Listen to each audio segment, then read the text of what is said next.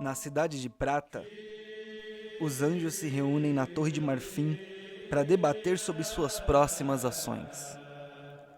Miguel, que está no centro em meio a uma reunião, pergunta: o que nosso pai disse, Metatron?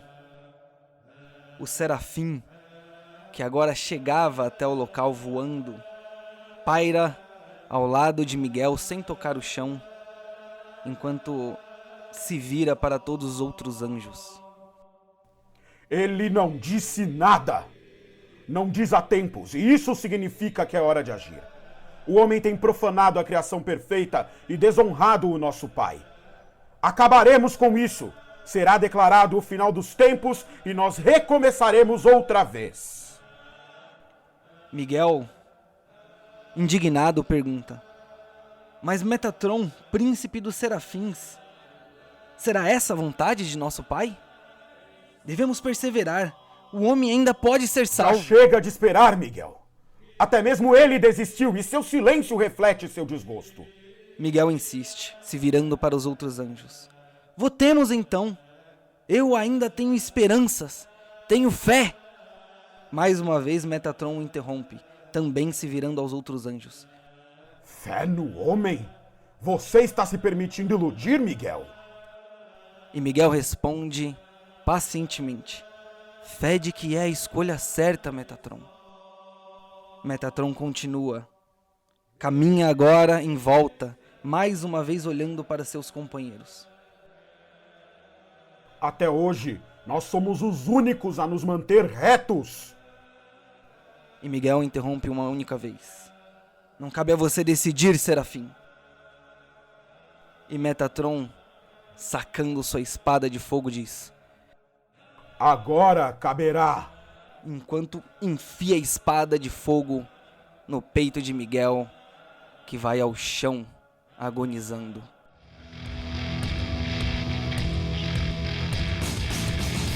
Uma revoada de anjos começa. As hordas angelicais se movimentam para todos os lados, alguns fugindo, outros se reunindo junto a Metatron. E ele grita a plenos pulmões: Anjos, arcanjos, querubins, serafins, todos, ouçam-me. Separemos os que lutam pelos homens e aqueles que lutam pelo Pai. Os que comigo restarem descerão à terra para o apocalipse.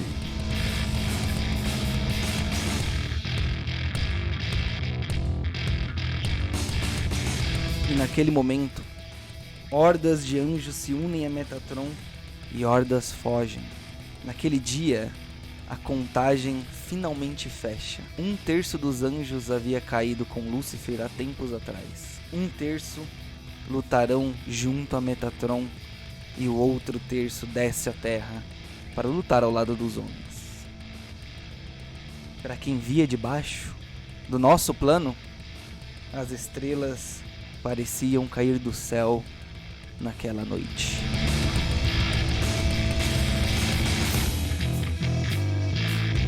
Fala, caro amigo contista! Começamos finalmente o nosso audiodrama de Trevas. Destituídos é a nossa campanha. A classificação indicativa para este jogo é de que você tenha pelo menos 16 anos ou mais para escutá-lo, pois, como já foi anunciado, veremos o apocalipse. O primeiro jogo se chama Digna Factis Recipimus. E eu chamo agora, para se apresentar, Megistus, professor Montecarlo. Fala, contista! Megistus aqui de novo, trazendo para vocês o personagem Pedro Montecarlo, um professor já de idade, muito centrado na sua busca por conhecimento. Sua frase de cabeceira: conhecimento é um copo que nunca enche, sábio é aquele que permanece tentando. Isso reflete bastante o meu personagem e eu espero que vocês curtam a jornada dele. Venha, senhorita Adler, Samantha. Bom, dessa vez eu vou jogar com a Samantha. Ela é uma mulher que gosta muito de poder, ela gosta de ser o centro das atenções. Então, vocês vão ver bastante a Samantha em ação dessa vez, diferente da Ellie em Redefinir Estruturas de Poder. A Samantha é uma mulher loira, ela é uma apresentadora de TV e a marca registrada dela é o batom vermelho. Fenrir, apresente Mugnor, ou Munir Johan, como na verdade ele é conhecido agora. Boa noite, jogadores de RPG, eu sou o Fenrir e hoje eu vou jogar com Munir Johan. Meu personagem é um personagem ruivo, de 1,80m, olhos verdes, branco, tem uma mecha branca passando pelo seu cabelo, pelo meio do seu cabelo. Ele se veste muito bem, com um terno muito alinhado e um relógio muito bem posicionado no seu pulso de ouro. Fora isso, eu acredito que vocês vão descobrir durante o jogo. Apresente-se, Akesan, Padre Inácio. Olá, contista, que é o Akesan. Eu trago para vocês dessa vez o Padre Inácio, Padre Alberto Inácio. Padre Alberto Inácio é uma figura sem igual quando se fala no trato com o outro, uma criatura benevolente e que busca desde algum tempo reencontrar Deus, no sentido de que algumas experiências o levaram a acreditar que talvez Deus não se importe mais. E a busca dele é essa: retomar a fé, que alguém olha por você, que alguém olha pra gente e ouve as nossas preces. O Padre Alberto Inácio, ele anda geralmente de camisa polo, calça jeans, um tênis. Como ele caminha bastante entre os marginalizados da sociedade, ele usa sempre essas roupas que o aproximam mais de quem está em uma situação de algum sofrimento, né? Nada muito rebuscado, nada de batina, porque, primeiro de tudo, ele está lá como ser humano. Padre Alberto Inácio, ele é um homem negro, dos seus 60 anos, de altura mediana. Caro amigo contista que nos escuta, é claro que para fazer um bom audiodrama, focaremos no roleplay e, portanto, fizemos mais uma vez adaptações desse queridíssimo sistema Daimon. Na verdade, o sistema sempre nos incentivou a fazer isso, a adaptar, e é isso que fizemos dessa vez. Mais uma vez, vamos apresentar a dinâmica de dilema para vocês, e dessa vez eu vou apresentando o dilema aos poucos. Acho que os jogadores já falaram alguma coisa sobre seu dilema, e aqueles que não falaram, aquelas que não falaram, vão apresentar ao longo do jogo.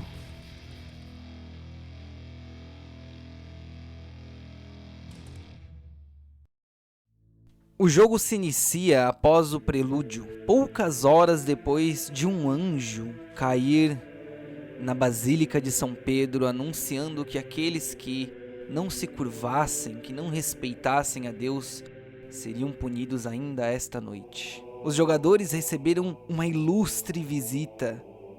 De quem? Quem era aquele? Que criatura era? Saberemos em breve, possivelmente. O de maior poder aquisitivo, Mugnor, o Nephilim, utiliza todo o seu poderio aquisitivo, seus contatos, seus aliados, que ele construiu ao longo de milênios de existência, para contatar o professor Monte Carlo e fazê-lo enxergar a marca dos enforcados, e a jornalista, a repórter Samantha. E os três estariam indo neste exato momento de encontro ao último membro, Padre Inácio.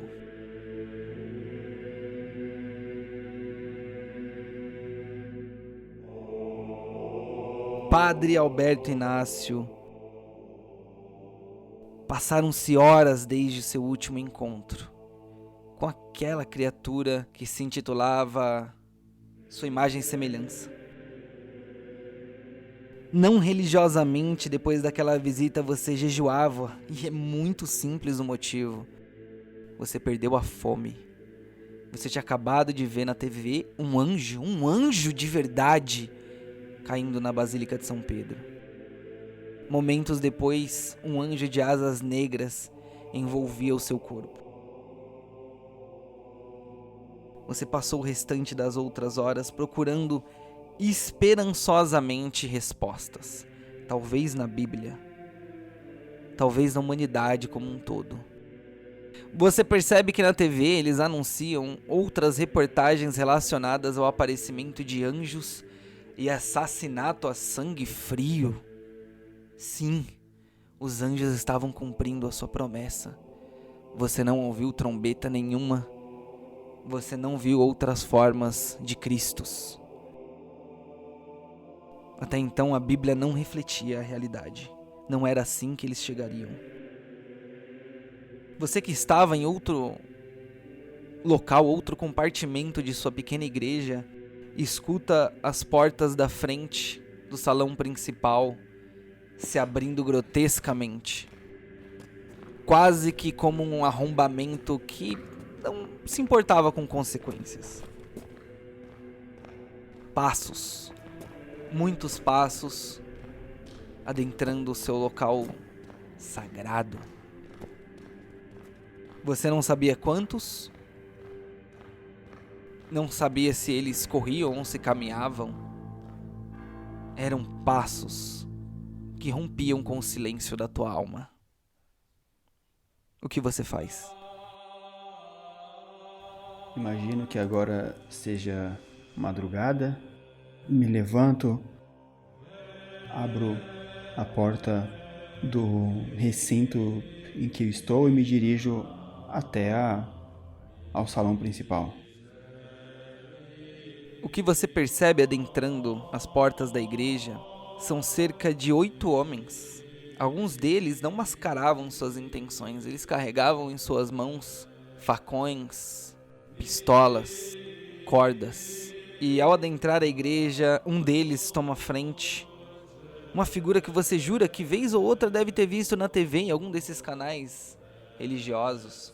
Ele se prostrava à sua frente, a não mais do que 10 passos de você, fazia uma reverência muito elegante e finalmente disse: Padre Inácio, sua fama o precede, bom com os homens e com as mulheres da cidade, mas um homem que talvez tenha abandonado a Deus. Eu sou como você, padre, um homem de fé. E venho lhe fazer uma visita amigável nesses tempos difíceis. Os outros 7 se colocaram atrás deste homem. Veio fazer uma visita amigável e trouxe todos os seus amigos. Tomemos um café. É isso? Todos eles vestem uma batina muito semelhante. Eles têm um símbolo de uma cruz, mas não a cruz convencional, uma cruz de 3 pontas apenas. Esta cruz poderia facilmente ser reconhecida como uma cruz alternativa de um dos homens que foi crucificado, mas não de Cristo. Não, era outro. Você sabe que símbolo é este? Não sei. Então faça um teste de religião ou de ocultismo que for conveniente para você. Sucesso? Sucesso. Qual que é o número? Tirei 59. Você olha, cerra os olhos e tenta identificar, lembra-se dos estudos religiosos, e aquela é a cruz em que Dimas, o ladrão penitente, foi crucificado. Seus braços davam a volta na parte de cima para compensar a falta de um lugar onde encostar a cabeça. Então ele diz: Padre Inácio, não dificulte as coisas. Nessa altura do campeonato você já sabe o porquê eu estou aqui, não é mesmo? O celibato me dá alguns benefícios, mas ler mentes ainda não é um deles. Ai, ele debocha, ele se vira pra trás assim como quem conversa com os outros dão uma risadinha também. Ai, de fato, que irônico, sarcástico. Padre, estou aqui a serviço do verdadeiro, do Pai, do misericordioso, dos anjos. Você sabe, eles voam bem rápido. e as ordens deles chegaram até mim. Ajoelhe-se agora, Padre Inácio. Converta-se para a verdadeira ordem, aquela que será salva. Eu garanto que a sua igreja será perdoada, contanto que ela seja a nossa igreja também. Que a sua palavra seja um reflexo da nossa, que é um reflexo dos anjos. Me responda, meu caro amigo, por que me curvaria à sua seita? Já tenho a quem seguir, já tenho um Deus, e por que supõe que eu talvez já não tenha sido visitado também? E eu vou dando alguns passos para trás. Vamos lá, Padre Inácio. Você vê que as pessoas que estão atrás dele começam a ir vagarosamente na sua direção. Você sabe, Padre, o perdão não pode ser auto-coroado, auto-proclamado. Ele tem de vir de outro. O que eu venho fazer aqui como um pastor das ovelhas é te dar o meu perdão. É o último aviso, Padre. Ajoelhe-se, se arrependa dos seus pecados e estará tudo bem. Eu e os meus irmãos vamos sair daqui de braços dados a você e vamos converter outras almas. Isso, vamos salvar mais almas, Padre Inácio. Isso vai ser incrível. Os anjos estão ao nosso lado. Ajoelhe-se. É simples. Peça perdão. Você tem sido um maldito infiel, Padre. Você tá deixando subir muito a cabeça o uso que estão fazendo de você? Você não parece ter muita consciência disso. Coloca-se acima de mim e acima de qualquer outro quando pedes para que eu peça perdão e você atenda. Você já subiu ao reino dos céus, então tens em suas costas uma asa, tens acima de sua cabeça uma auréola, e vou dando alguns passos para trás. Você vê que os homens, eles começam a andar não necessariamente na sua direção, mas alguns deles vão justamente se colocando à frente das portas que existem nas laterais, te deixando um tanto sem saída. Ele disse: eu tenho asas e auréolas. Ele olha para cima. Padre, deixa eu te contar. Isso já não serve mais como uma metáfora. Os anjos estão aqui e eles falam comigo o tempo todo. E estão me dizendo agora, sabe o que? Aí ele fecha os olhos assim como se tivesse inalado algum aroma muito, muito delicioso assim. Ele balança a cabeça, se deliciando e diz, virando para os parceiros dele: meus filhos, vocês sabem, mostrem-lhe o perdão divino a qualquer custo.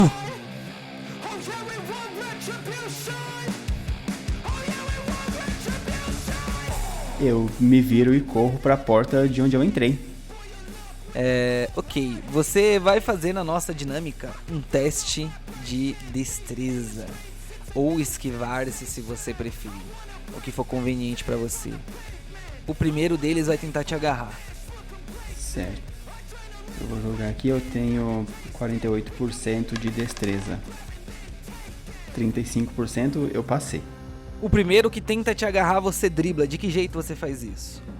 Deixa eu tentar me localizar onde é que eu tô exatamente, assim. Eu tô mais perto do altar, é isso? De um púlpito, se assim podemos dizer.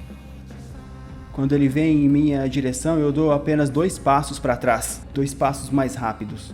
Como se driblasse ele, você sai do agarrão e consegue correr na direção da porta, mas um homem ainda estava lá, prostrado, guardando aquela porta para que você não fugisse. E ele tinha um facão em suas mãos. Sem pestanejar, ele tenta golpear você na altura das suas pernas, da direita para a esquerda, em um corte horizontal. Mais uma vez, faça um teste, padre. Falhei. Tirei 94. O que você tentou fazer? Descreve pra mim. Quando ele vai golpear as minhas pernas, eu tento fazer o que é mais natural. Eu tento pular. Não sendo o suficiente, ele acerta você, que não pula tão alto quanto o movimento do braço dele é rápido, na altura do seu calcanhar, derrubando você imediatamente no chão. Assim que você cai, você ouve uma voz vinda do que seria as suas costas. Uma mão também segura você perto do ombro e te puxa, falando: filha da puta, você vai ter o que merece. Enquanto ele te puxa, uma outra pessoa segura o teu braço esquerdo, abrindo ele, deixando seu peito exposto. Você acha que é melhor que a gente, seu cuzão do caralho? Em seguida, o homem que tinha acertado uma faca no seu calcanhar pega essa mesma faca e golpeia o seu braço esquerdo, Grito de dor. arrancando seu antebraço fora. E eles continuam a te puxar dessa vez pra fora da igreja. E eu começo a rezar enquanto ele tá fazendo isso. Por isso, não tema, pois eu estou com você, eu não tenho medo. Não tenho medo. Não tenha medo, pois eu sou seu Deus. Eu sou seu Deus. Eu fortalecerei, eu ajudarei, eu segurarei com a minha mão direita vitoriosa. Eu não tenho Chega, medo. padre, não Eu é tenho mais medo, eu me tempo, curvarei. padre. Eu me Eu curvarei. te dei a chance de se Submetam-se. curvar. Agora você tá Submetam-se a comigo. Deus. Resistam Comigo, ao agora diabo e quem ele ora fugirá sou de eu. vocês. Eu tenho medo. Levem esse filho da puta.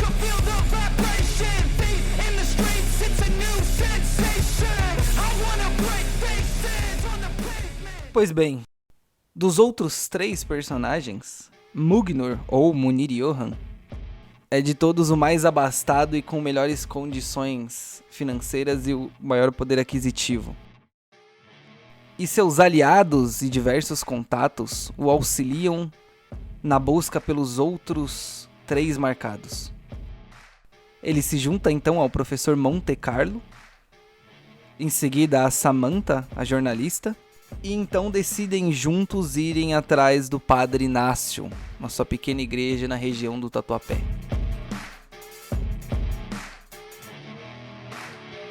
Munir, professor Monte Carlo, Samantha, tarde da noite, uma noite de céu aberto, e vocês percebem que vez ou outra um objeto voador não identificado, ou talvez um anjo, decola nos céus de uma ponta a outra, ainda não parecendo que estavam buscando alguma coisa, mas cumprindo com a sua promessa de que mudariam completamente a vida humana desde o dia em que um anjo descera na Basílica de São Pedro. Dessa forma e nesse cenário ainda escuro, a BMW de Mugnor encosta próxima à igreja em tempo de ver as portas abertas. Mugnor, você dirige o seu carro ou vocês estão com um condutor? Eu dirijo meu carro, sim. Então vocês chegam até o local e encontram lá, talvez pela hora tardia, um silêncio avassalador. Um silêncio que incomoda e parece invadir os pensamentos de vocês. Portas abertas a essa hora? Portões abertos também? O que isso significaria? Eu estaciono o carro e olho para os outros 2 dentro da BMW e digo: vocês vão descer ou eu vou sozinho? Você acha que eu vou perder isso? E vou abrindo a porta do carro. Eu acompanho ela. Sim, sim, evidentemente. Vamos descer. Vamos. Eu abro a porta do carro e desço acompanhando a senhorita Samantha. Eu vou observando. Olho pro céu pra ver se tem alguma coisa passando, como eu já tinha visto lá atrás. E quero observar a área também, como é que tá o local. Faz um teste de sorte pra mim, Samantha. Não passei. Eu tirei 55. Teria que tirar 20 ou menos. No exato momento em que você olha pro céu, você percebe uma figura velada que, por conta da ausência da forte luz da lua, você não consegue diferenciar quem seria, se é que de alguma forma seria possível entender o rosto da criatura passando numa alta velocidade nos céus a tantos metros de você. Parecia por um instante que ela voava e bruscamente vai parando seu voo. Vai parando um bater de asas. Você começa a sentir uma reação muito humana. Primeiro lhe ocorre um arrepiar de pelos na nuca e um frio súbito que invade o seu corpo. Você se percebe mudando a frequência da respiração, respirando mais pausadamente, são respirações curtas. Aquilo era medo, mas não um medo natural que você sentiria em uma clássica situação de perigo, mas era um medo diferente. Aquela criatura era imponente. A muitos metros de distância ela já era imponente. Se você observava e queria saber se nos céus tem algo, um anjo, você vê que parece que ele está procurando alguma coisa, mas ele não olha diretamente para você. O que vocês fazem? Eu não consigo andar de tanto medo que eu tô sentindo. O frio na minha barriga me impede. Parece que congela meu corpo inteiro e minhas pernas não se mexem. Os outros dois percebem que Samantha ficou literalmente paralisada e não entendem ainda o porquê. O que vocês fazem? Eu olho pra trás e antes de entrar na catedral eu digo: Samantha, venha. Você precisa dar logo esse passo. Não temos tempo. Certamente, concordo, sim. Vamos, adentremos. Ficar aqui fora não nos trará nada de bom. Olhando pra cima, eu me forço a olhar pra o que ele tá dizendo. Eu consigo? Força de vontade. Um teste. Eu tirei 29 e passei. Maravilha. No exato momento em que você se sente livre a agir, você percebe que o anjo, ele tinha encontrado finalmente uma das coisas que ele procurava. Os olhos dele, de cima, realmente como quem olha com total superioridade, encontram os seus. Você tinha certeza que ele tinha te olhado nos olhos. Ele faz um impulso para trás, para descer voando na sua direção, e aí ele levanta a cabeça como se ele escutasse outra coisa. Então ele se vira na direção dessa outra coisa e voa para longe de vocês. Assim que ele voa pra longe e eu consigo voltar os meus sentidos, eu saio correndo pra dentro da igreja.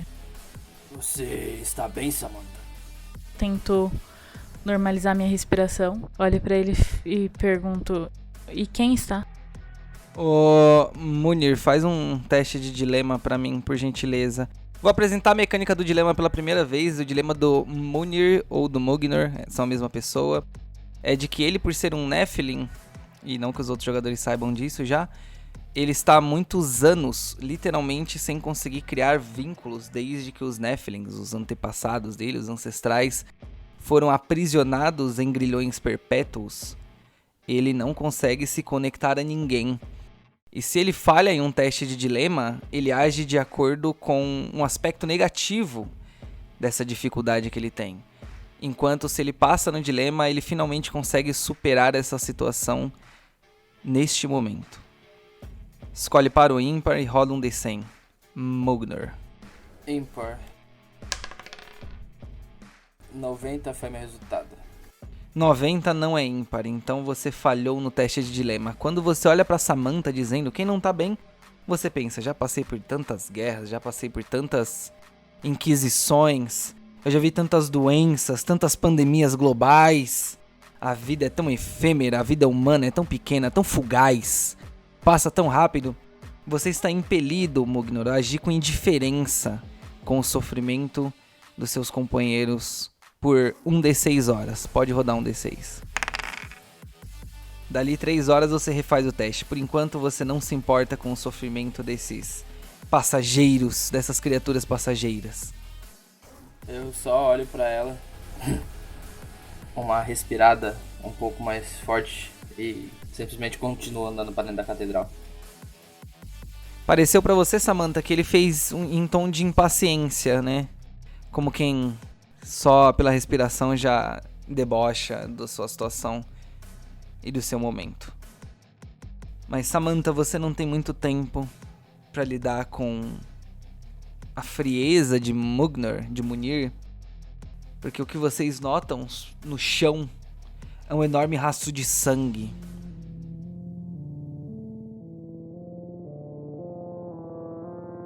Pelas características daquela marca de sangue, não é como se alguém tivesse pingado sangue no chão, mas arrastado algum membro machucado, ferido, cortado, decepado. Certamente é uma situação onde a pessoa não caminhou por livre e espontânea vontade, mas foi conduzida de alguma forma.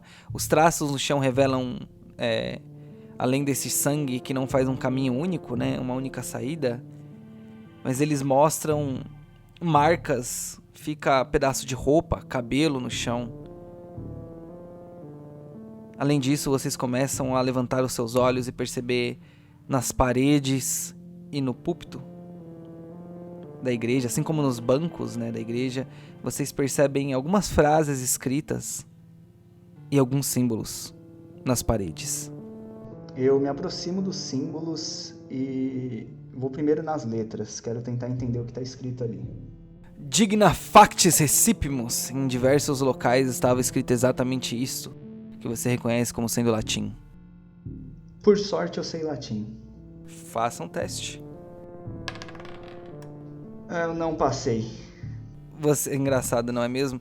Você conhece latim, mas olhando para aquele cenário horrível, você se dispersa em meio a tantos símbolos e tantos escritos, ao sangue no chão. Você é um professor acadêmico.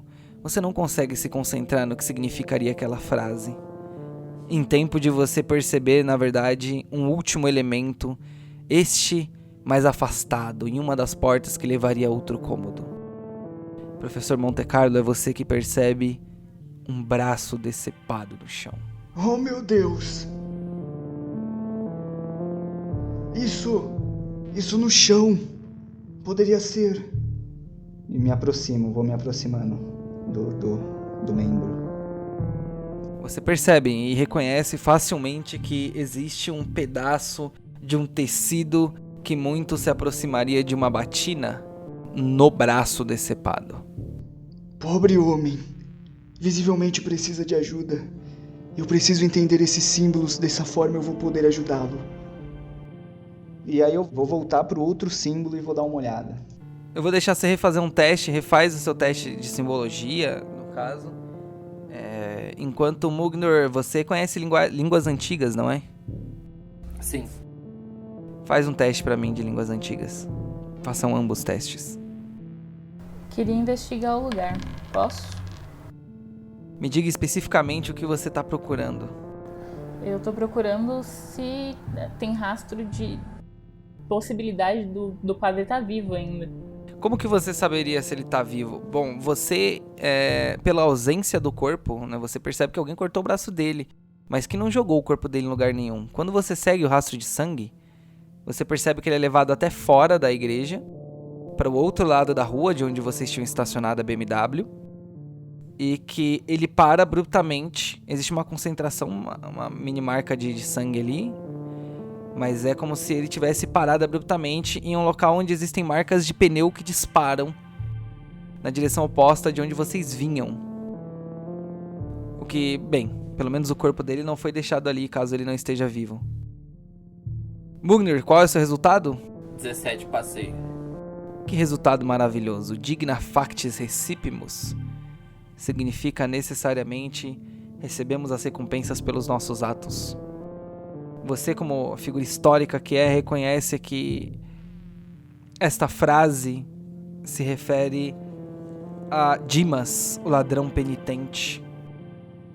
É uma frase muito conhecida na igreja, da qual você conhece muito bem, pois ironicamente a estudou durante muitos anos, reconhecendo todas as blasfêmias, as mentiras e as pouquíssimas verdades que constam na Bíblia Sagrada. Assim que eu consigo traduzir o que tá escrito ali, eu dou uma gargalhada. Esses seres que passaram por aqui são deveras engraçados. Ele ria, Mugnor ria, mas ria com vontade. Ele realmente achou essa situação engraçada em meio a este contexto. Quando vocês escutam a risada dele, vocês percebem que não é uma risada nervosa, né? Não é uma risada como quem utiliza humor para se defender, é como quem realmente vê graça. 6? A que se refere, homem? Está louco? Montecarlo, qual foi o resultado do seu teste? Meu resultado foi 86, igualmente. Então falhei 2 vezes. Eu só olho, tipo, indignada. Como que ele tá rindo? Nem eu, que tenho pacto com o diabo, tô conseguindo rir nessa situação, entendeu? Os homens tendem a distorcer a vossa palavra santa, se é que me entende. E eu aceno um charuto. Professor Montecarlo, mais uma vez, você nunca esteve em uma cena como essa. Não é uma cena de um crime comum. Essa situação é deplorável de várias formas possíveis. Mas, definitivamente, parece que tem alguém ali que está entendendo. Talvez não todos os elementos, professor. Mas está entendendo algo e ele ri. Ri despretensiosamente. Ri por realmente ver graça na situação. Eu olho pro professor. Não consegue ler, professor? Recebemos a nossa recompensa pelos nossos atos. Há um braço aqui. A punição chegou, professor. E eles acreditam que há uma recompensa depois de tudo isso. E aí ele falar isso, acende em mim alguma lâmpada ou eu tô chocado demais pra fazer umas conexões? Não, o conhecimento ele ainda habita você. Quando ele fala recebemos as recompensas pelos nossos atos, você se lembra. Agora você vai linkando os fatos como que se eles sempre estivessem na sua cara, na sua face. E você não estivesse vendo. Você liga também ao significado daquele T, que é um símbolo. Um T mais grosso. Não parece um T como quem ia escrever alguma coisa e não terminou. Mas o T em si é o significado de alguma coisa. Se você souber o significado dessas coisas, divida. Entendo. Eu digo isso à medida que ele vai falando, e a partir da metade do que ele tá falando da frase, eu começo a ignorar ele, porque eu começo a confabular comigo mesmo. Então, o pensamento vai se conectando e eu vou falando meio que pra dentro, né? Tipo com uma voz mais baixa. Sim, a Ordem de São Dimas. Ele que esteve perto de Cristo e recebeu o perdão na última hora. Uma ordem ou uma seita poderia significar de forma indireta que existem pessoas. Aí eu faço uma relação, né, com ele falando tipo vocês humanos. Existem pessoas que acreditam num tipo de redenção, talvez, um julgamento diferente e visivelmente aplicaram aqui no pobre padre. Aí voltando a mim, tipo, né, dou uma balançada na cabeça.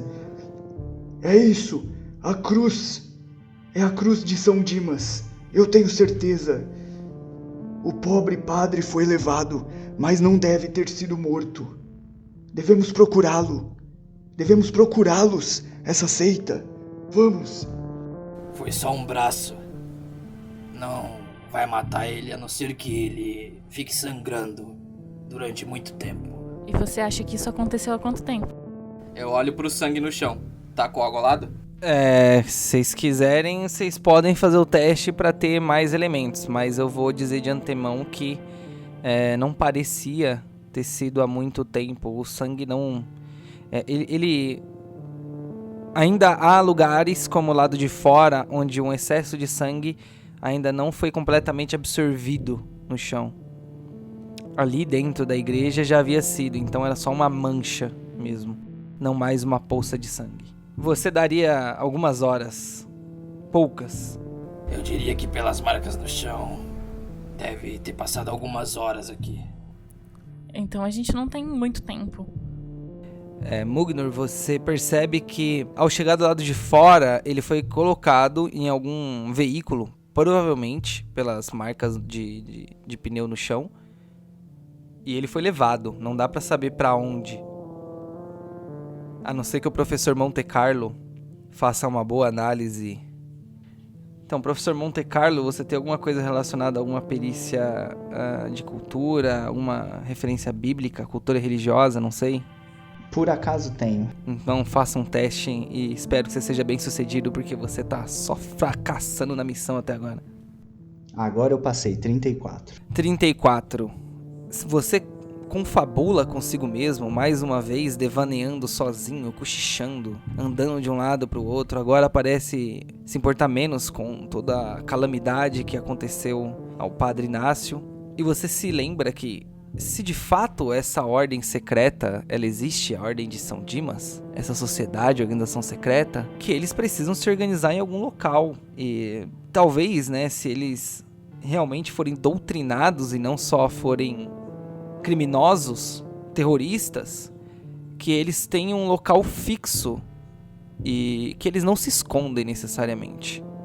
Existe uma catedral em São José dos Campos, que é a Catedral de São Dimas. É sabido que lá tem cultos que falam sobre as ações do bom ladrão, do ladrão penitente. Oh, bem me lembro. Existe uma catedral do grande São Dimas, o ladrão penitente. Mas é deveras longe, em São José dos Campos. Podemos ir até lá? Sim, podemos. Vamos para o carro. E eu saio da catedral. Vocês acabaram de ver uma tentativa de assassinato, uma tortura muito evidente. Portanto, vocês sabem que vocês não estão indo para um encontro de flores, sabe? Vocês não têm uma perspectiva de que as coisas vão caminhar da forma mais positiva possível. Quando vocês adentram o carro e seguem para São José, vocês percebem no caminho que definitivamente os tempos estão mudando. De fato, parece que os anjos resolveram cumprir sua promessa, porque por vezes anjos estão voando acima da cabeça de vocês.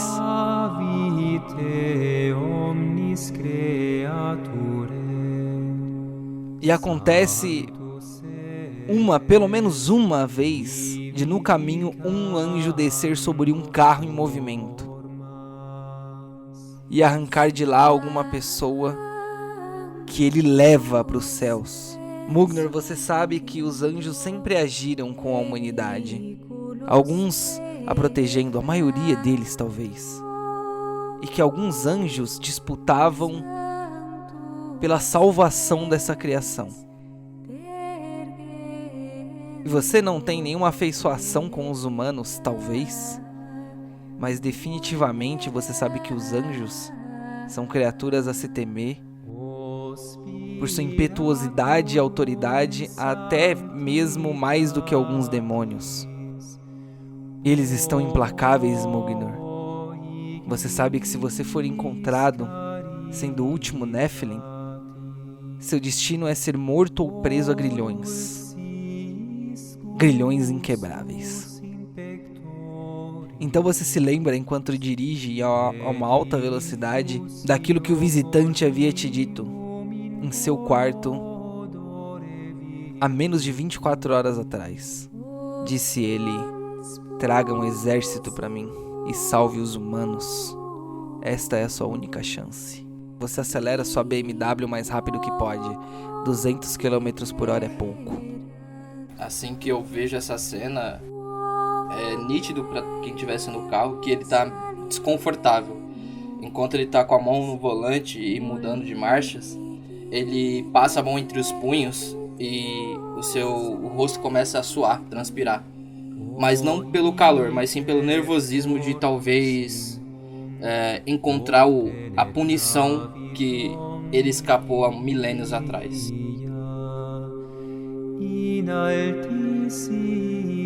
Quando vocês começam a chegar em São José dos Campos, vocês percebem um cenário ainda pior do que aquele que vocês viram no Tatuapé. Com o passar das horas, mais anjos vão chegando. E ao olhar para o céu, mais estrelas cadentes vão surgindo, cruzando os céus, para se revelarem depois mais e mais anjos.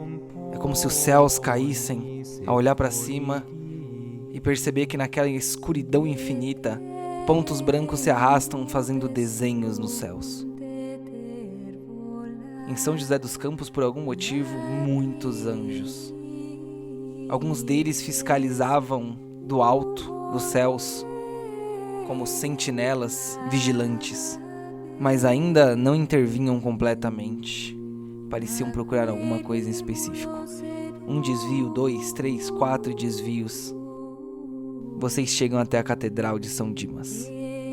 Vocês percebem a chegada da catedral por conta da forte iluminação externa que faz promover a grande imponência que é aquela construção.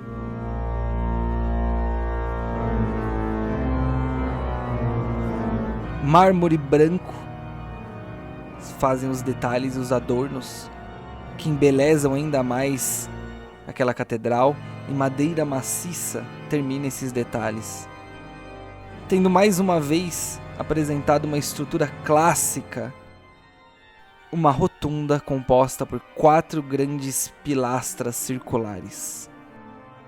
Vocês veem um ambiente bem iluminado que reforça todo o poderio da Igreja Católica quando ela tem o desejo de expor as suas grandes construções. Do lado de fora, apenas uma imagem da cruz de São Dimas com um ladrão penitente sendo crucificado. Assim como nas outras igrejas clássicas, tradicionais talvez, existe a de Cristos sendo crucificado. O que vocês fazem, pois vocês percebem já de longe que existem pessoas como seguranças ou guardiões apenas do lado de fora daquela catedral. Antes de chegar próximo à catedral, eu vou estacionando o carro. Olho pros outros e digo: provavelmente as coisas ficarão feias aqui dentro. Não será fácil a entrada. Tem algum plano? A parte boa é que, se há atividade, provavelmente viemos ao lugar certo. A grande questão é: devemos ser minuciosos e furtivos. Eu não estou na melhor da minha idade se precisarmos de agitação demais. Talvez não tenhamos uma outra opção, professor. Sabe atirar? Nunca precisei pegar numa arma na minha vida. E a senhorita Samantha? Eu não sei atirar, mas talvez eu possa ajudar. Dá pra usar os sentidos aguçados agora ou meu poderzinho pra saber por onde a gente vai entrar? Certamente. Eu vou dizer que Samantha vai facilitar muitas coisas. Mas me dê um minutinho, grupo daqui. Vou voltar ao Padre Inácio para uma cena rápida. Padre, você abre os olhos. Ainda atordoado, você perdeu tanto sangue que se sente fraco. Quase como se não conseguisse se manter desperto. Você estava deitado em algum local e quando olha para cima, o que você vê é uma estrutura muito antiga de teto que você reconheceria dos livros como sendo uma catacumba. É um teto feito de adornos muito antigos e já quase apodrecidos. E quando seus olhos vão baixando ainda cansados e desfocados, recuperando bem aos poucos este foco, você percebe nas laterais que definitivamente guardavam ali corpos sagrados. Ao menos era essa a intenção. Você percebe várias lacunas compostas por nomes que em tese poderiam ser santificados. Aqui está o sudário de São Dimas. Abaixo aqui estão os parafusos que prenderam a sua mão. Aqui está o corpo do seguidor de São Dimas, do primeiro padre da igreja, daquele que inaugurou a catedral. Você vai lendo essas letras sem entender o que você estava fazendo ali, de que forma você teria chegado até aquele local, se você estava na sua igreja, que é bem diferente disso. E quando você olha pra frente, Você consegue levantar sua cabeça e percebe que existem outras pessoas presas e amarradas por cima de mesas. Parecem mesas feitas de mármore. Talvez ali fossem tratados esses corpos já mortos, moribundos, que estão prontos para serem santificados. Mas uma coisa te chama a atenção, que é você ver de novo aquele líder religioso. Aquele que falou com você na sua catedral. Ele estava vestido com uma túnica totalmente branca, ensanguentadíssima, assustadoramente ensanguentada.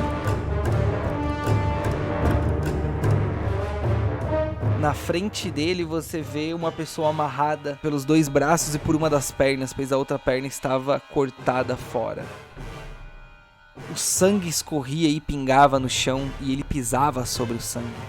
Então aquele homem olha para os céus, para a luz, para uma luz forte, artificial, branca, passa as mãos no seu rosto como se ele se deleitasse e diz: os seguidores do Altíssimo me deram, sim.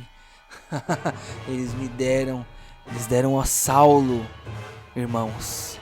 E os outros, em pé que estão na sala, dizem: deram a você, Saulo. Sim, a você, irmão. Sim, eles deram a mim o poder de perdoar. Você vê que ele segura uma estaca feita de madeira.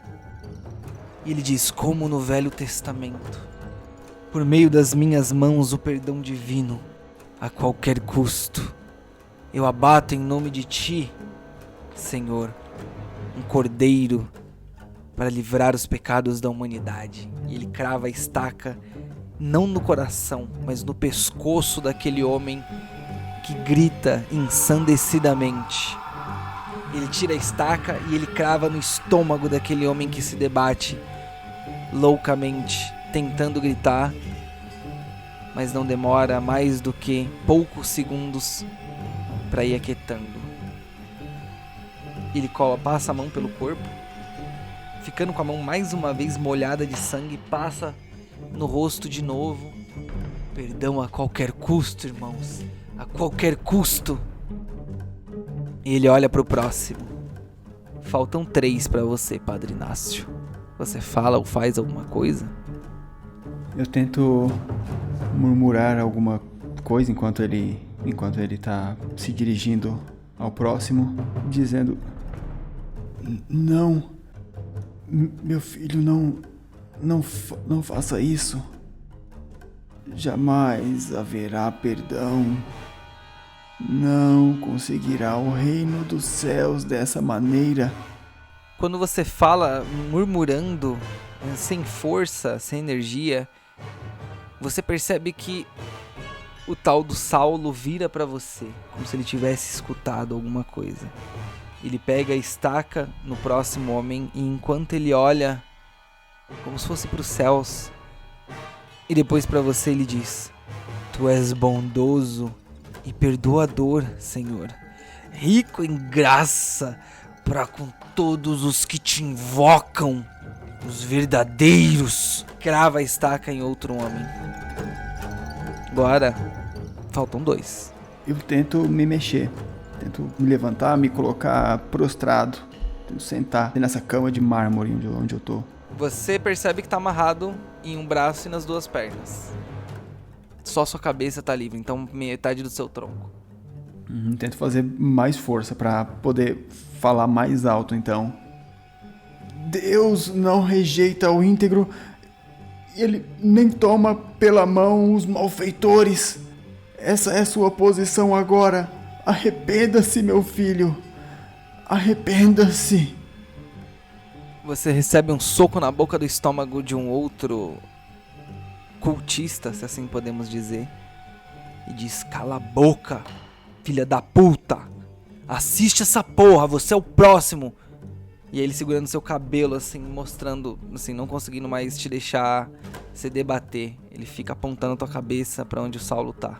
Eu começo a rezar, entoando para que os céus recebam as almas que estão partindo naquele momento. Eu vou recitando inicialmente o Pai Nosso que estás nos céus, Santificado seja o vosso E olha lá, ele nome. vai rezar querendo o pai agora, na hora de curvar o joelhinho, não quis. Aí o Saulo diz: arranque os seus dentes, ele é impuro. Impuro. E se ele continuar a oração, arranque sua língua. Façam! E segura a cena. Vocês vão ser... Gente, se vocês não correrem, o padre vai ser mutilado, gente. Tô tentando correr. Tô até... O poder do diabo... Tá pronto o poder do diabo te salvar, padre? Tô aceitando. Eu tenho armas no meu carro comigo? Você tem aquelas que você pode carregar. Você não vai me falar que você saiu com uma machine gun, que vai ser foda, né? Não, beleza. Eu tô só com... Posso ter um colete? Porra, um único eu deixo. Beleza. Então eu antes de chegar na porta ali da catedral, como eu estacionei o carro antes, eu vou pra fora do carro, pego o colete e 2 pistolas com recarga o suficiente pra poder sair dali vivo. Samantha, você percebe com seus sentidos aguçados, vamos ver o quanto você é boa nisso, né? Você enxerga mais precisamente que os homens que estão de guardiões estão armados, mas as armas estão guardadas.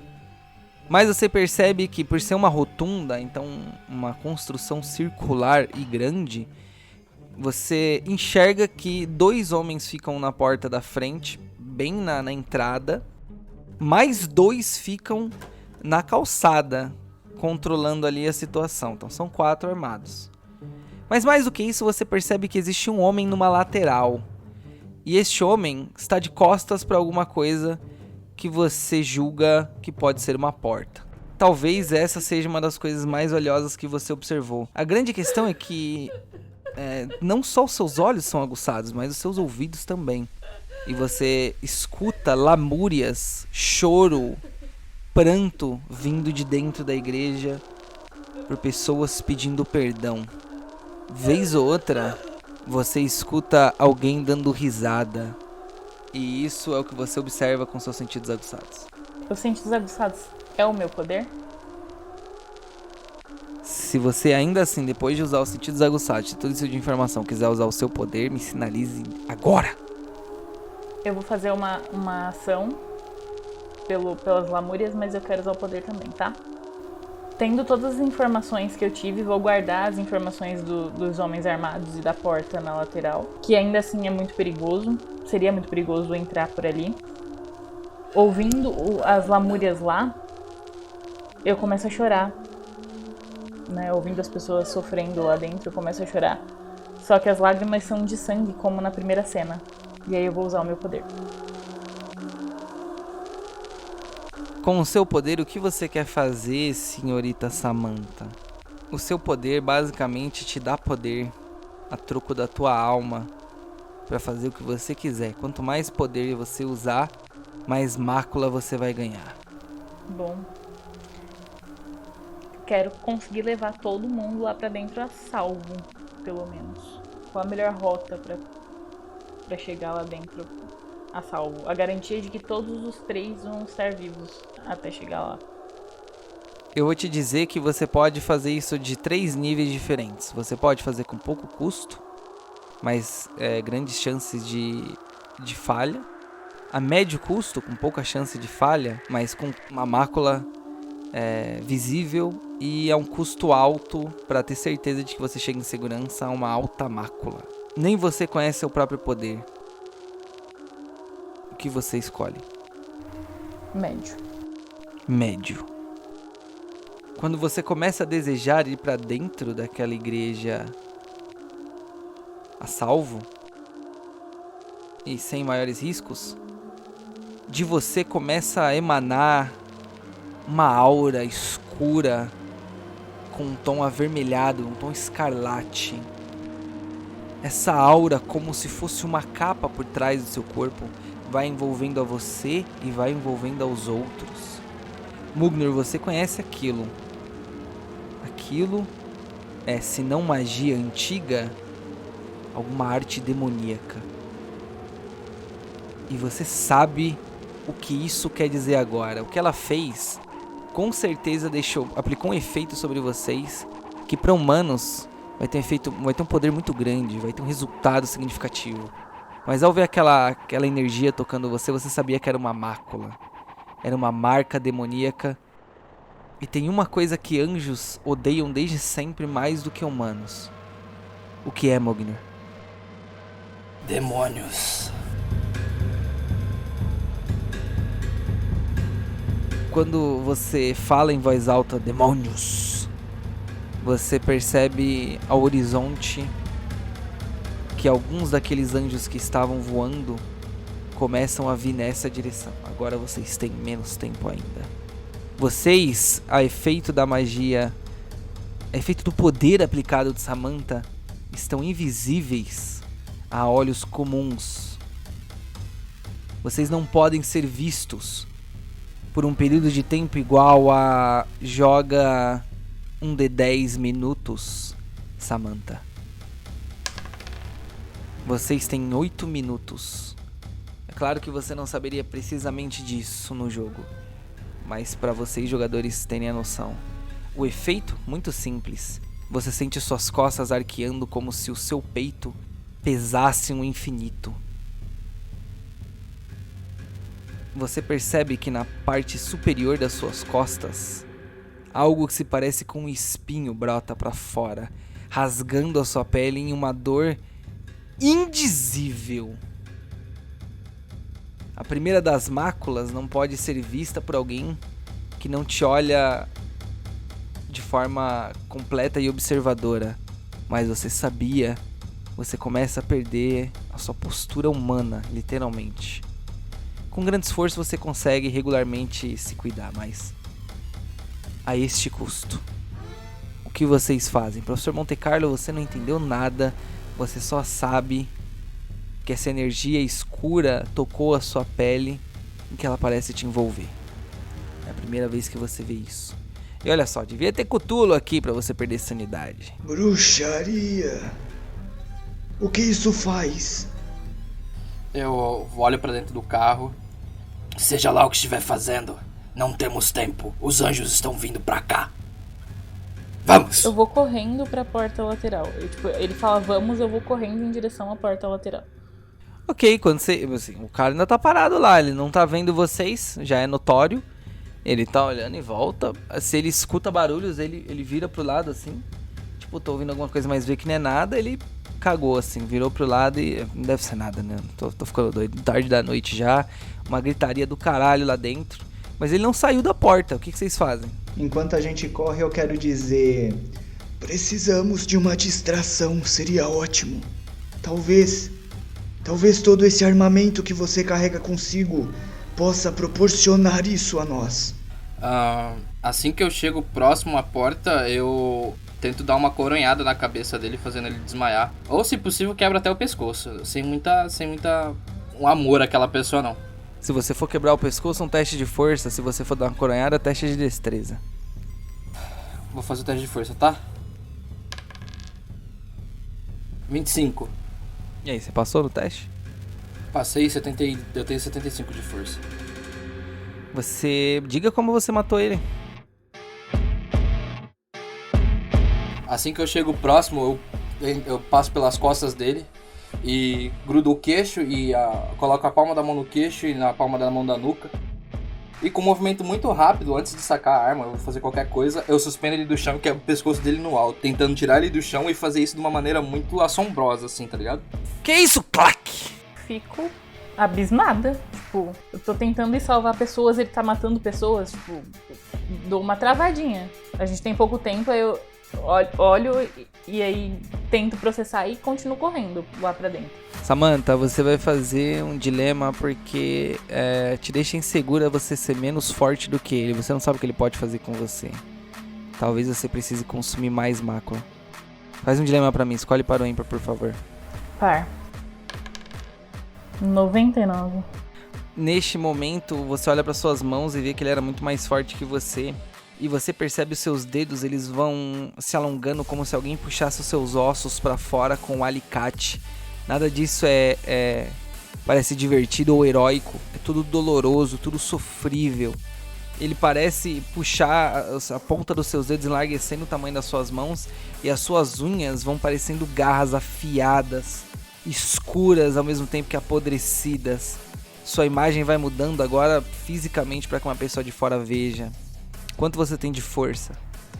Eu vou me abaixando enquanto isso, sentindo a dor. Eu tenho 36 de força. 36, pode dobrar e colocar 72. A força demoníaca agora habita seu corpo. Caramba. Sim. No entanto, a um custo muito alto. Você fica visivelmente deformada com essa mácula.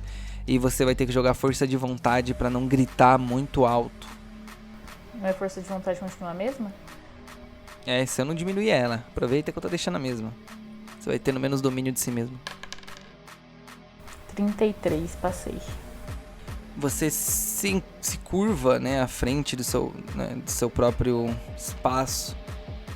E uma das suas mãos demoníacas, infelizmente, vai direto à sua boca.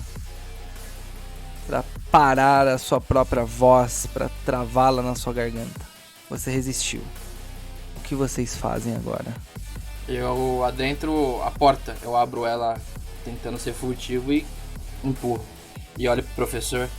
Uma distração agora não vai ser o necessário, professor. Depois do cara matar o brother ali com facilidade, aqueço, tô correndo. Vou tentar identificar o padre lá dentro. Vou me dar um tempo pra dar uma observada rápida, dar uma geral no lugar, procurar o padre. Professor Monte Carlo, agora que você ali está, parece que tudo se esclarece na sua cabeça. Toda a estrutura do local fica mais nítida. Você sabe que vocês estão numa lateral. Você talvez até já visitou essa catedral uma outra vez, a título de estudos acadêmicos. Pela lateral ali onde vocês estão, é exatamente na parte de trás de onde o padre ficava, de onde ele saía para fazer a missa. Na parte da frente vocês observam, principalmente você, Samantha, com muito mais detalhe do que os outros, que existem criaturas, seres humanos, ajoelhados nos bancos, como se fossem participar de uma missa, de fato. Mas eles não estão parecendo estar de livre e espontânea vontade. Existem homens armados com metralhadoras, submetralhadoras, fuzis apontados para essas pessoas. Você vê que a igreja está completamente devastada. Os santos que existiam nas paredes foram jogados ao chão. Apenas a figura de Cristo e São Dimas permanecia em pé. Existem frases de Digna Factis Recipimus em todas as paredes, assim como as cruzes de São Dimas. É isso e apenas isso. Por esta lateral onde vocês estão, por sorte, pela magia, ainda não foram observados. 1 minuto se passou. Vocês não enxergam Padre Inácio ali. Eu vou passar direto, não vai dar pra fazer nada, já que a gente tem pressa, não tem como eu libertar aquelas pessoas que estão ajoelhadas ali naquele momento. Então eu vou passar, aproveitar que não estão me vendo, eu vou passar pra onde eu tava ouvindo os gritos de dor e as risadas. Professor Monte Carlo, a curiosidade infeliz te coloca à frente de uma organização terrorista pela primeira vez. Essa sociedade secreta, radical, te permitiria fazer um estudo empírico, mais do que isso, um estudo de campo muito denso, muito profundo. Você poderia observar o comportamento daquelas pessoas e entender de que forma gregária eles estão sendo levados a isso, ou o exercício da fé que os compeliu a este comportamento. Você também vai fazer um teste de dilema, pois talvez você fique paralisado coletando informações. Muito bem, então escolho o ímpar. O dilema do professor Monte Carlo, que inclusive é conhecimento a qualquer custo. E tirei par. Senhoras e senhores, ouvintes, parece que a campanha acaba hoje, não é mesmo? Enfim, o professor Monte Carlo fica paralisadíssimo. Eu vou me aproximando, eu imagino o seguinte, a gente entrou por uma porta, o cara morreu, estou seguindo Samantha porque ela parece saber o que faz, mas em algum momento, né, enquanto procuro o padre, dou uma olhada dou uma geral no ambiente e a atitude dessas pessoas me faz ir correndo numa velocidade um pouco mais lenta e eu vou até parar e eu começo a olhar para eles pensando: fanatismo, zelo religioso obsessivo que pode levar a extremos de intolerância. E aí eu começo a apalpar os meus bolsos procurando um caderninho que porventura carrego comigo quando quero fazer anotações de pensamentos quaisquer, e eu começo a fazer anotações a respeito disso. Tô lá, estudando. Os outros dois percebem que o professor Monte Carlo está paralisado registrando os acontecimentos. Nisso, mais 1 minuto se gasta, até que vocês possam, se assim for, tirá-lo de lá. Eu vou puxar ele meio que rápido, saca? Eu vejo que ele para, eu não falo nada porque podem me escutar, então eu puxo ele e cochicho. Vamos, não temos tempo pra isso. Quer morrer aqui, homem? Não, acho que não. Mugnor, pra você poder puxá-lo, você vai ter que fazer um teste de dilema. Você estava frio. Vamos ver se agora você se preocupa. Eu vou pedir par, tá? Só tem caído par. Alguém escutou os dados? 21. Tirei ímpar. Foram os dados que não te escutaram. Pra você, se o professor Monte Carlo morreu ou não, tanto faz. A sua missão era levar os que querem sobreviver e não aqueles que você precisa ficar salvando o tempo todo. Então, assim que eu vou pra tocar nele, eu olho pro caderno dele, olho pro que ele tá fazendo e volto a correr. Ok. Samantha, será que você deseja ajudar o professor Monte Carlo? Deveras, não sei. Mas vou em dúvida mesmo, porque a minha vontade lá atrás era que todo mundo chegasse a salvo e ele faz parte desse todo mundo. Então, eu vejo que o Munir passou direto, dou uma freada assim, olho pra trás, tipo, sem entender. E tento buscar o olho do professor. Ele me olha ou ele só anota? Não é que ele tá em transe, não, mas ele achou ali uma boa oportunidade. Você pode olhar e ele olha pra você de volta. Podem interagir. Isso é maravilhoso. Tudo isso é maravilhoso. Você sabia que a resposta à insegurança e o medo ao julgamento dos demais, funcionando como um escudo de proteção, pego a mão dele enquanto ele é o que tá falando e encerra as sai convicções absolutistas e inquestionáveis. Enquanto ele vai falando, eu vou puxando. Não tem como argumentar, não tem como falar. Ok. Então, com exceção do Mugnor, vocês perdem mais 1 minuto do tempo de vocês. Vocês perderam 3, o Mugnor 2. Mugnor, você circulou. Você não tá encontrando o Padre Inácio. Tem algum cara próximo ali, distante dos outros? Você vê... sim, tem pessoas isoladas. Inclusive, vocês começam a ouvir alguns comentários desses caras, né? Alguns deles dizem assim: os anjos estão procurando por ele. Parece que se escondeu. Tem um maldito anjo traidor. Outros dizem: não, mas eles vão pra Londres buscá-lo. Certeza que ele está lá. Eu olho pra um deles e olho pra Samantha. Meio que ela sabia pra onde estava indo, tava entendendo mais do ambiente que eu. Eu olho pra ela e digo: pra onde, Samantha? Pra onde? Eu ouço ainda os choros, os gritos e tudo mais? Você escuta e isso te deixa um tanto abalada, pra ser sincero. Assim como você escuta esses comentários destes membros da Ordem de São Dimas. Professor Monte Carlo, você que tinha visitado, só quero te lembrar que você sabe que ali, nessa catedral, existe um subsolo.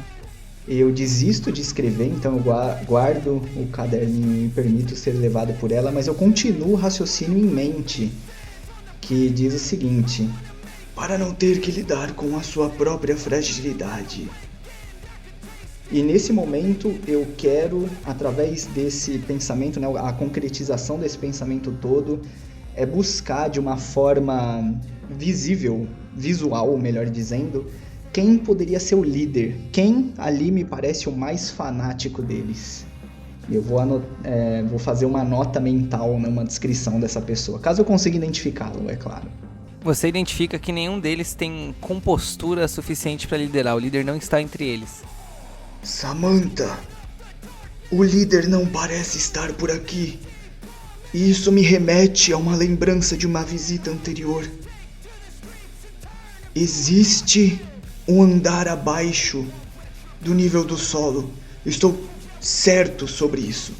E aí eu, né, vou fazendo menção de me soltar dela, do braço, fazendo um sinal com a cabeça assim e sigo correndo ao lado dela. Precisamos descer. E começo a procurar o lugar que poderia levar a essa descida, caso ele seja visível, né? Eu me recordo disso? Não, é uma porta, fazem até uma visita. É isso, então procura a porta. Você sabe que fazem até uma visita. Tem um guarda na porta e ele tá explicando pra outro cara que parece ser novato ali, talvez. E ele tá insistindo no argumento dele, assim, o perdão divino vem do outro. Assim como foi de Cristo para o ladrão penitente. Não existe essa de você rezar e Deus te perdoar. Você recebe o perdão de outro. Tem que ser do outro. Essa é a filosofia que a gente prega, porra. Caralho, se tem que matar é porque perdoou. Eu fico irritada com ele. Eu vou usar minha garra pra cortar o pescoço dele.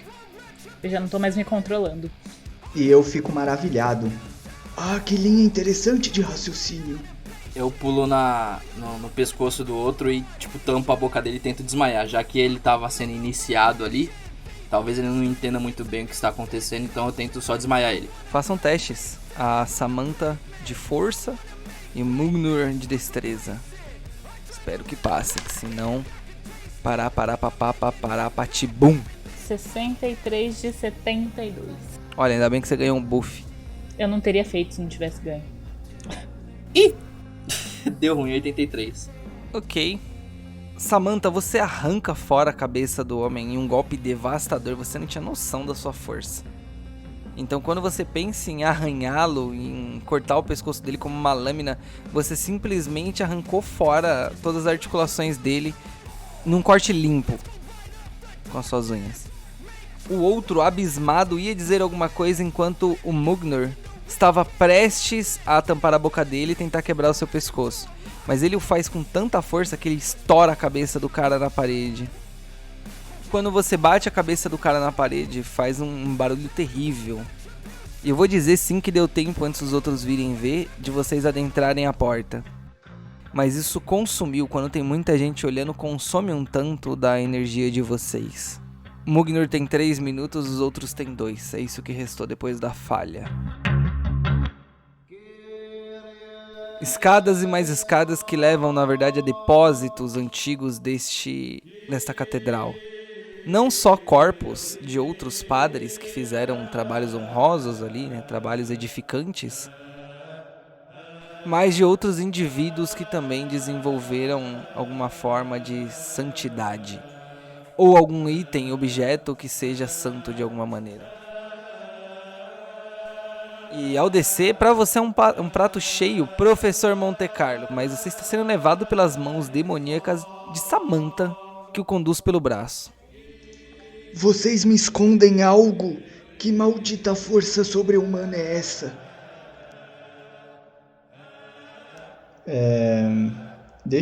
Assim que eu passo pela porta, a primeira coisa que eu penso é: dá pra bloquear essa merda? Não tem nada pra bloquear. Sigo maravilhado então, olhando todas as coisas, mas vou seguir no caminho.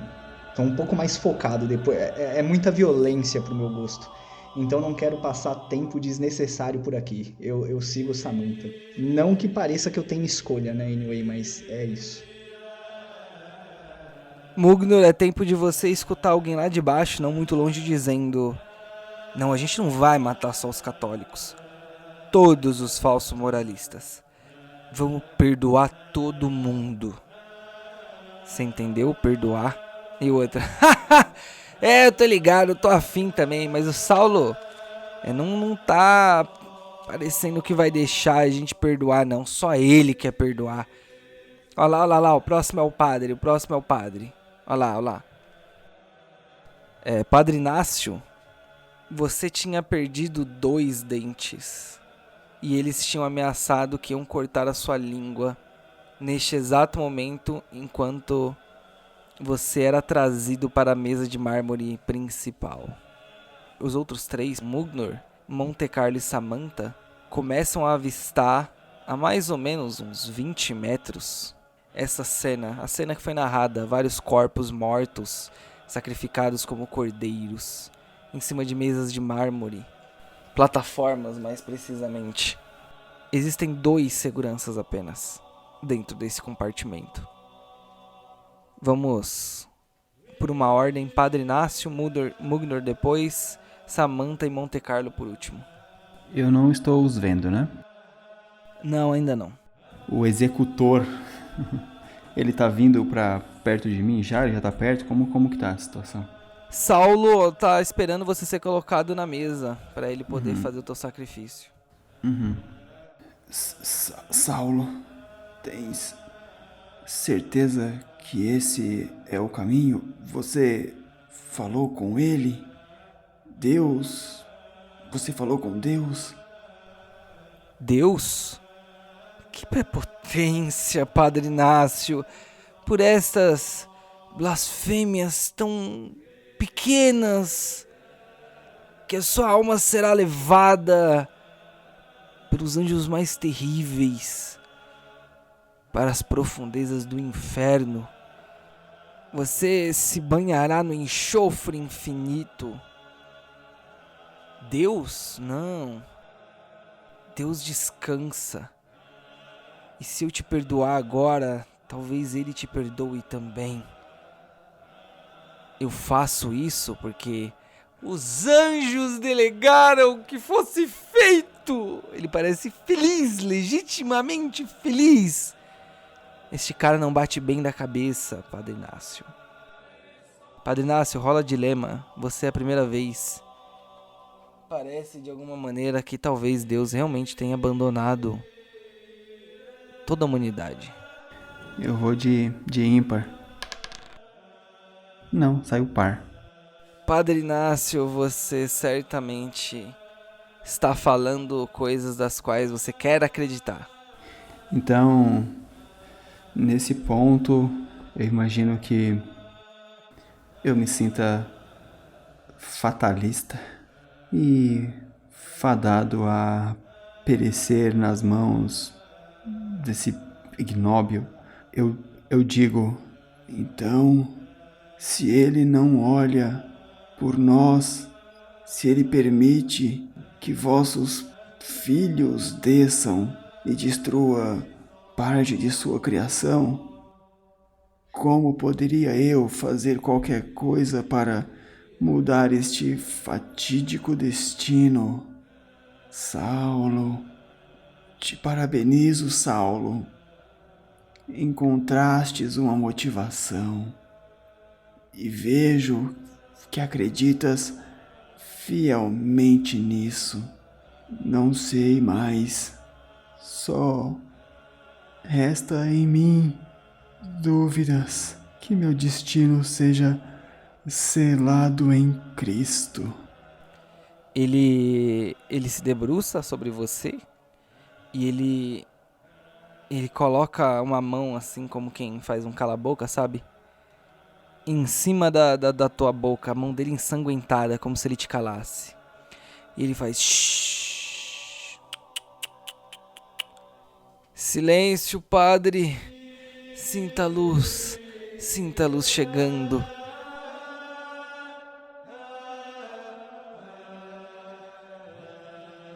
E ele disse: eu vou dar um perdão diferente pra você, padre, especial. Em vez de estacar você com um pedaço de madeira, ele pega com as 2 mãos no seu pescoço, arregala os olhos dele, começa a fazer muita força de imediato, de tal forma que as veias começam a saltar. Você vai morrer enforcado, maldito falso moralista! Por mais que eu esteja ali aceitando o meu destino, a vontade de sobreviver, o que é inerente ao homem, ela se aposta de mim e eu tento lutar. ainda assim falando: no fim de tudo, Saulo, você me entendeu.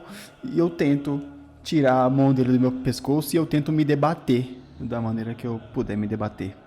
Vocês reconhecem que o homem que está sendo enforcado agora é o último dos enforcados, aquele com o estigma, com a marca da corda no pescoço.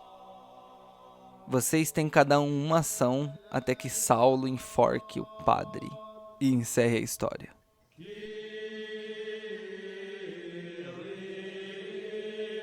Minha ação é dizer: ah, lá está o líder.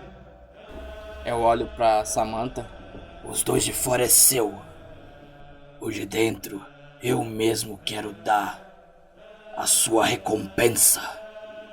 E eu corro passando entre os dois, crente que Samantha vai abatê-los. Vai, usa seu último minuto de invisibilidade. O que você vai fazer? Qual é a droga da sua ação? Fale de uma vez. Eu vou... É uma porta que está aberta? Porta? Não tem porta não, cara. Isso é um corredorzão gigante. Quando eu chegar lá, eu quero enforcá-lo. Eu quero tirar ele de cima do padre e meio que levantar ele, suspender e encostar na parede.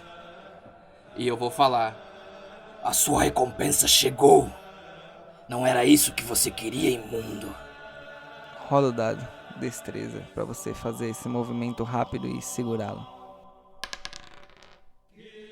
26. Passei com louvor. Padre Inácio, enquanto ele te enforcava e falava que ele te mataria desse jeito, porque você é um falso moralista, alguma força ergue esse cara e começa a enforcá-lo, e ele agoniza.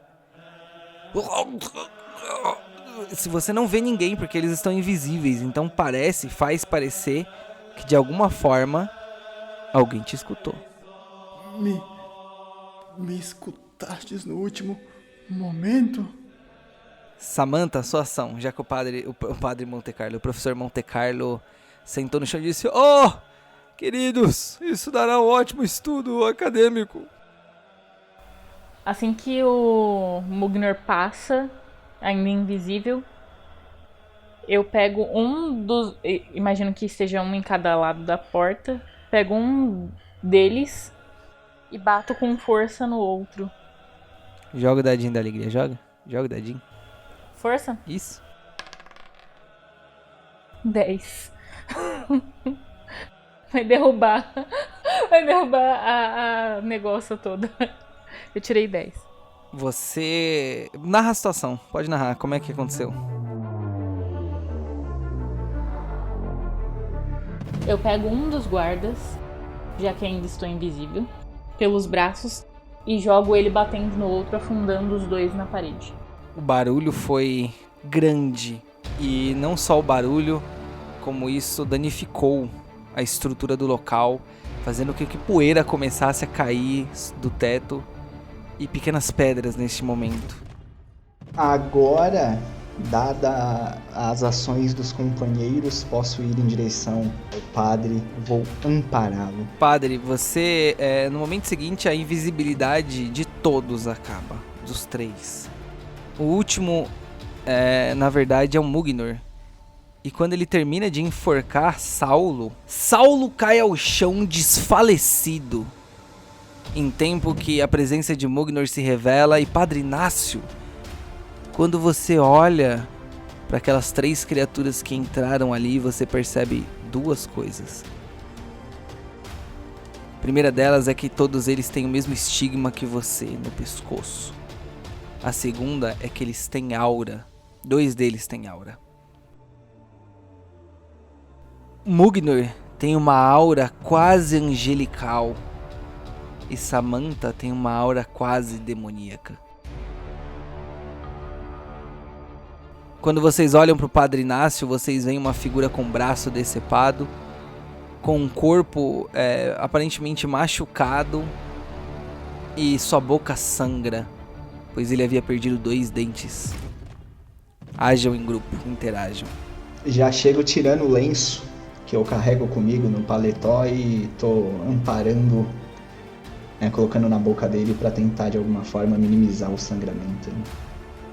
Padre, que bom que você está bem. Enfim chegamos em tempo. Venha, homem. Eu vou libertá-lo, venha. E aí eu vou tentando desamarrar o que tiver amarrado, vou amparando ele, passo o braço dele no ombro e tal. Tenho conhecimento do oculto. Eu sei a que essas almas essas auras realmente se referem.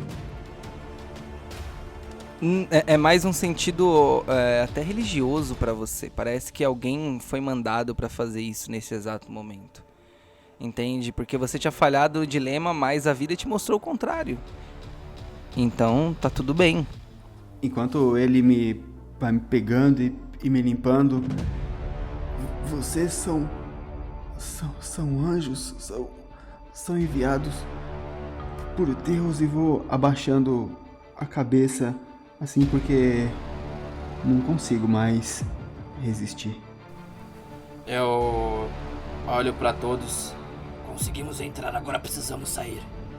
Não temos Mugner, não deu nem tempo de você começar a falar isso, os pedregulhos começaram a cair. Definitivamente esse lugar vai desmoronar, cara. Precisamos sair daqui, agora. Depois fazemos o resto com o professor. Você e o padre fiquem atrás. Vamos. Aí eu saco as 2 pistolas e vou andando na direção da porta, pra fora dali. Mas lá em cima você sabe quem te espera. Eu me coloco atrás do padre e do professor. O lance é que, da mesma forma que eu soube que tinha como se fosse esse porão, esse andar, né, no subsolo, tenho conhecimento de alguma outra saída desse lugar? Não tinha, não tem. Eu não respondo o padre porque pra mim ele tá balbuciando apenas, tá delirando. Voltemos, portanto. Há muito caminho pela frente. Vamos! Quando vocês começam a se preparar para sair em uma formação e vocês assim caminham juntos, cuidadosamente, Mugner, você é o primeiro a abrir cuidadosamente a porta, sabendo que viria mais cultistas destes. Você, no entanto, vai abrindo e se surpreende com uma coisa da qual você não conseguia ter noção. A terra tremendo, né? Esse tremelique que aconteceu e que parecia fazer ceder o andar do subsolo, na verdade era efeito de uma coisa maior que tinha acontecido. Você percebe um buraco grande nessa rotunda, como se alguma coisa muito grande, sabe, um carro ele tivesse entrado, mas não pela porta da frente, pela parte do teto.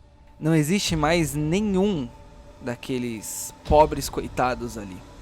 E quando vocês também não veem ninguém da Ordem de São Dimas, mas quando vocês vão sair da catedral, vocês começam a perceber uma outra situação. Do lado de fora, um pandemônio.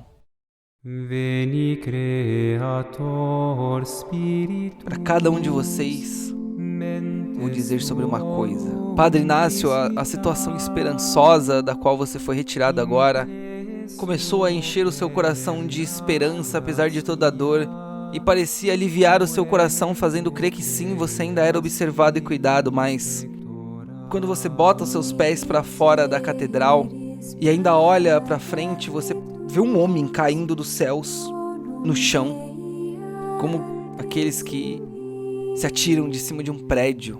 Parecia de uma altura muito grande.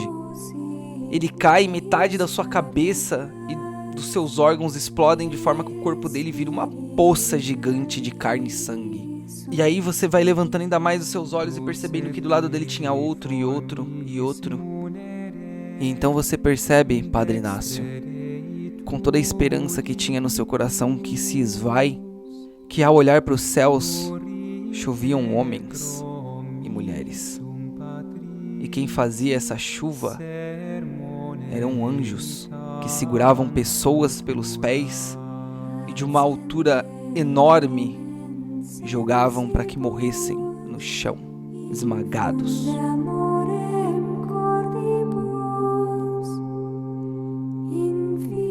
Professor Montecarlo, você que apoiava o padre, vê essa cena e fica embasbacado com também outro efeito.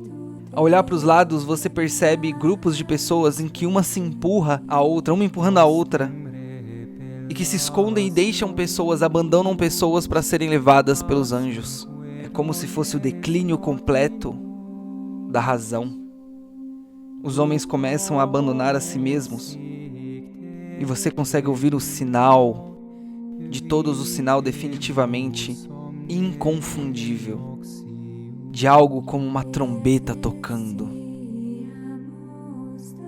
Samantha, para onde quer que você olhe, você via a mácula nessas pessoas, nestes corpos deformados pela queda ou naqueles deformados pelo medo.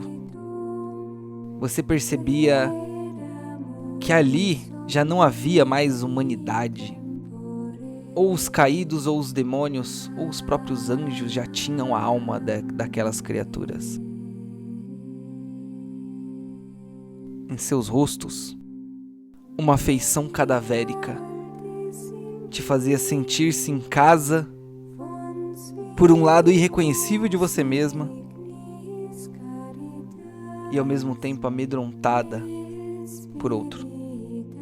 Por fim, Nephilim, você olha de baixo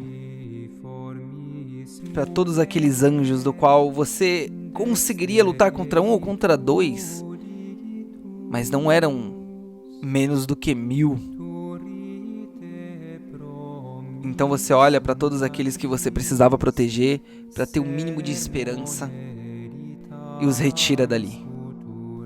E o nosso primeiro jogo de trevas se encerra com, apesar de toda essa cena, uma voz que fala nos ouvidos do Padre Inácio. Essa voz diz serena, apesar de todo o fim do mundo acontecendo. Padre Inácio, ela diz o seguinte: Filho de Deus, encontre o Arcanum Secretorum.